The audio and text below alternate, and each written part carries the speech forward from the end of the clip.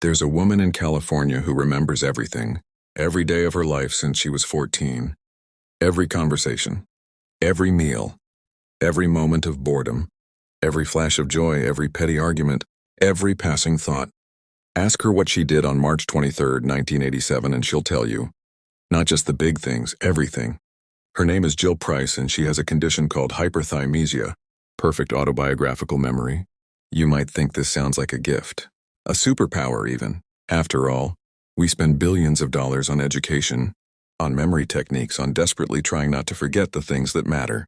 We fear forgetting. We fear dementia, Alzheimer's, the slow erosion of who we are.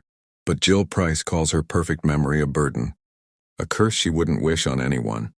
She describes it as living with a split screen in her mind, the present moment on one side, and an endless film reel of the past on the other. Always playing, always demanding attention.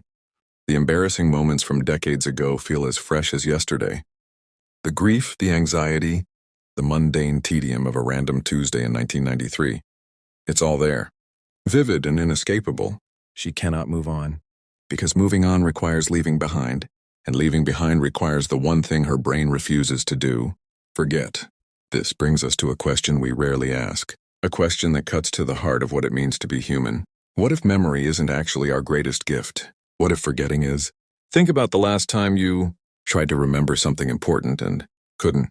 A name, a date, that perfect word that was right there on the tip of your tongue. It's frustrating, isn't it? We feel diminished when we forget, like we're losing pieces of ourselves. But here's what we don't realize. Every moment you've forgotten, every trivial detail that slipped away, every painful memory that faded, every grudge that lost its edge was an act of profound evolutionary wisdom. You weren't losing yourself. You were creating yourself.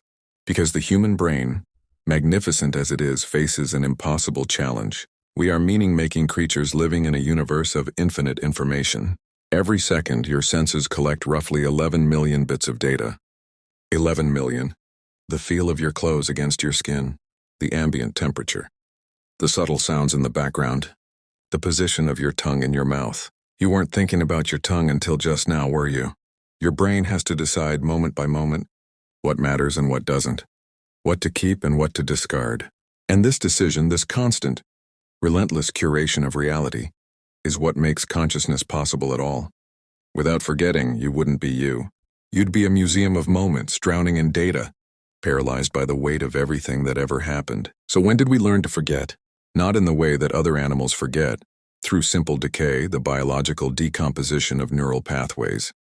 No, humans learned something far more sophisticated. We learned selective forgetting, strategic amnesia, the art of letting go. This ability didn't emerge overnight. It was sculpted over millions of years, carved into our neurology by the demands of survival. Imagine you're an early human, maybe 200,000 years ago, somewhere in East Africa. You're hungry. You remember a place where you found berries yesterday, but you also remember the bush next to those berries, and the clouds in the sky that day, and how your foot hurt, and the joke your friend made, and the texture of the ground. If your brain treated all these memories as equally important, you'd be lost in a labyrinth of irrelevance. You'd spend so much energy remembering everything that you'd have nothing left for the thing that actually matters: finding food tomorrow. So your brain learned to prioritize, to compress, to distill experience into useful patterns while discarding the noise. This is what we call adaptive forgetting, and it's one of the most important innovations in the history of consciousness. But here's where it gets interesting, and a little bit heartbreaking. We don't just forget the trivial things, we forget trauma too. Not always, not completely, but enough. The brain has mechanisms, remarkable, compassionate mechanisms, designed to soften the edges of painful memories over time, to remove you, gradually, from the immediate horror of what happened and place you at a distance where you can observe it without being consumed by it. This is why childhood memories, even difficult ones, often have a dreamlike quality. Why the intensity of grief diminishes. Why you can recall that you were heartbroken 5 years ago without feeling that heartbreak in your chest right now.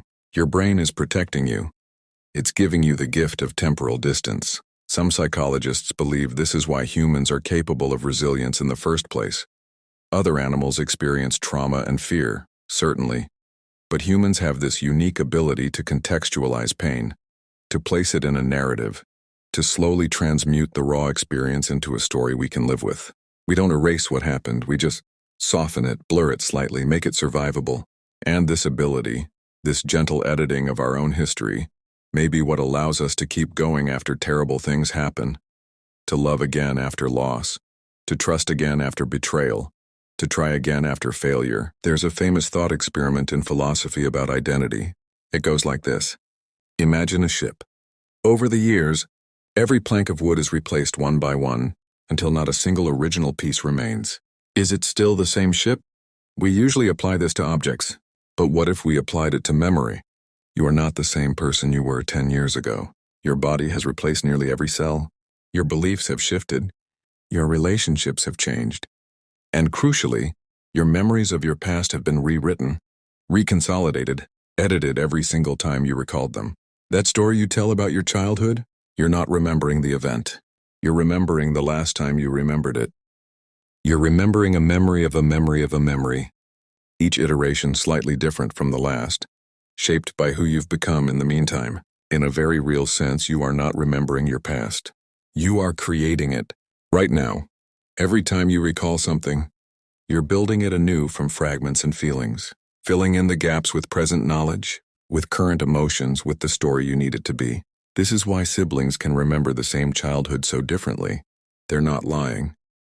They're not even misremembering exactly. They're each constructing a version of the past that makes sense to who they are now. The past isn't fixed. It's fluid. And forgetting selectively, strategically forgetting, is what gives us the freedom to reshape our own histories, to choose which version of ourselves we want to carry forward.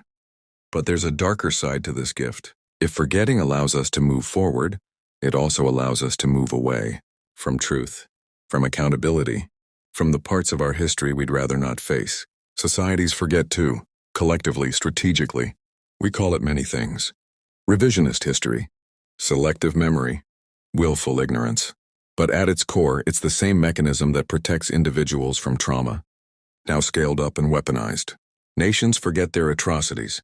Cultures forget their complicity. Generations forget the lessons learned in blood by those who came before. This is the paradox of forgetting. It is both our salvation and our vulnerability. It allows us to heal, but it also allows us to repeat. It gives us resilience, but it also gives us the capacity for denial. The same mechanism that helps a person survive abuse can help a society forget it ever happened. So what do we do with this knowledge? How do we honor the gift of forgetting while guarding against its dangers? Maybe the answer lies in understanding the difference between natural forgetting and chosen amnesia, between the gentle fade that time provides and the deliberate erasure that requires effort. Your brain will naturally let go of what doesn't serve you. The mundane details, the sharp edges of old pain, the million irrelevant moments that clutter the path between who you were and who you're becoming. That's healthy. That's necessary. That's the gift. But there are some things, some truths, some lessons, some stories that require active remembering. Not because the memory feels good, but because forgetting would cost us something essential. This is why we write things down, why we build monuments, why we tell stories, why we create rituals of remembrance, not to trap ourselves in the past, but to anchor ourselves to the truths that forgetting might wash away. There's a beautiful concept in Japanese culture called mono no, aware. It's the gentle sadness that comes from recognizing the transience of all things. The bittersweet awareness that everything, every moment, every feeling, every person will eventually fade. This isn't nihilism. It's not despair. It's a profound appreciation for the fact that because things end, because memories fade, because we forget, each moment becomes precious, irreplaceable, worthy of attention while it's here. If we remembered everything perfectly, nothing would be special. Every moment would be equally preserved, equally accessible, equally present. The past wouldn't be past. It would be a second present running parallel to this one, demanding equal weight. We wouldn't long for anything. We wouldn't cherish anything. We wouldn't feel the peculiar human ache of nostalgia, that longing for something we can no longer fully grasp. Forgetting creates absence, and absence creates meaning. So here we are, human beings, Creatures who evolved not just to remember, but to forget, to curate our own consciousness, to shape our identities through the careful art of letting go. Every day, your brain is making thousands of decisions about what matters and what doesn't, what to keep and what to release, what serves the person you're becoming, and what belongs to the person you no longer are. This isn't a failure. This is the system working exactly as it should. You are not your memories. You are what you do with them. The story you build from the fragments that remain. The meaning you make from the pieces you choose to carry forward. And perhaps that's the most human thing of all. Not that we remember, but that we forget. And in forgetting, we make room for something new. For growth, for change, for becoming, for the future. The woman with perfect memory, Jill Price, once said something that stayed with me. She said, "I think about the past all the time, but I don't think I've ever really been able to live in the present." She can't forget, and so she can't fully be here now in this moment. But you can. You've been given a gift that feels like a limitation, a brain that lets things slip away, a mind that can't hold everything, a memory that fades and shifts and rewrites itself. But maybe, just maybe, that's not a bug in the system. Maybe it's the feature that makes everything else possible. The day we learned to forget wasn't the day we became less. It was the day we became human.